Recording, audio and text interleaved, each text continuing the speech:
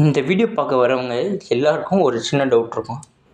அதாவது நம்ம இப்போ பார்த்துக்கிருக்க டயோடுனா என்ன, இது என்ன மாதிரியான ஃபங்க்ஷன் பண்ணுது அப்படின்றத இந்த வீடியோவில் நான் சொல்ல போகிறேன். இந்த டயோடில் 2 டெர்மினல் இருக்குது. ஒன்று ஆனோட், இன்னொரு கேத்தோடு. ஒரு டெர்மினலில் பாசிட்டிவ் கரண்ட்டு, இன்னொரு டெர்மினலில் நெகட்டிவ் கரண்ட்டும் இருக்கும். இது 2 சைக்கிள்ஸாக இருக்கும். இப்போ டயோடில் பார்த்திங்கன்னா கேத்தோட் சைடில் ஒரு சின்ன செவுறு மாதிரி இருக்கும். உங்களுக்கு புரியுற மாதிரி சொன்னால் ஒரு சின்ன செவுறு மாதிரி இருக்கும். அது எதுக்காக அது கொடுத்துருக்காங்கன்னா, கரண்ட்டை பொறுத்தளவுக்கு நெகட்டிவ் கரண்ட் பாசிட்டிவ் டைப்பில் வராமல் இருக்கிறதுக்காக கொடுத்துருக்காங்க. டயோடை பொறுத்தளவுக்கு ஏசியை டிசியாக கன்வெர்ட் பண்ணுறதுக்கு தான் மேக்ஸிமம் அதிகபட்சம் யூஸ் பண்ணுவாங்க. அதில் ஏகப்பட்ட டைப்ஸ் இருக்குது, ரெக்டிஃபைட் சர்க்யூட்ஸ் இருக்குது.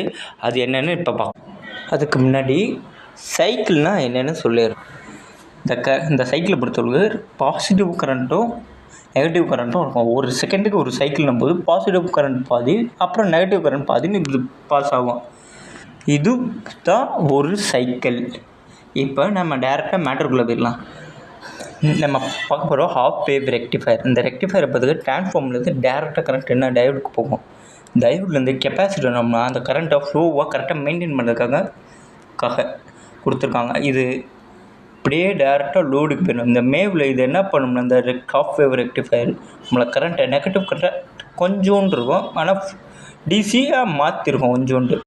உங்களுக்கு இந்த ஹாஃப் வேவ் பிரிட்ஜ் ரெக்டிஃபயரை இன்னும் சிம்பிளாக புரிகிற மாதிரி சொல்லணும்னா, இன்னும் புரிகிற மாதிரி சொல்கிறேன். நம்ம இந்த இடத்துல லோடுக்கு பதிலாக ஒரு லைட்டை பயன்படுத்தலாம். அந்த லைட்டு 5 வோல்ட் இல்லை 7 வோல்ட் இருந்தால் இயங்குகிற மாதிரியான ஒரு லைட். ஏசி கரண்டால் டேரெக்டாக அந்த லைட்டை எரிய வைக்க முடியாது. ஸோ நம்ம அந்த இடத்துல டேரெக்டாக என்ன பண்ணுறோம், ஒரு டயோடை ஆட் பண்ணுறோம். நெகட்டிவ் கரண்ட்டை கட் பண்ணிட்டு பியூர் டிசியாக மாற்றுறதுக்கு கெப்பாசிட்டர் பயன்படுத்தி அந்த கரண்ட்டை பியூராக ஒரே சேம் டைமில் எரிய வைக்கிறோம். இதுதான் ஹாஃப் வேவ் ரெக்டிஃபயர்ஸ்லேயே நிறையா டைப்ஸ் இருக்குது. என்னால் இந்த வீடியோவை ஃபுல் வீடியோ இதில் போட முடியாது. ஷார்ட்ஸில் கம்மியாக தான் போட முடியும், 3 நிமிஷம் தான்.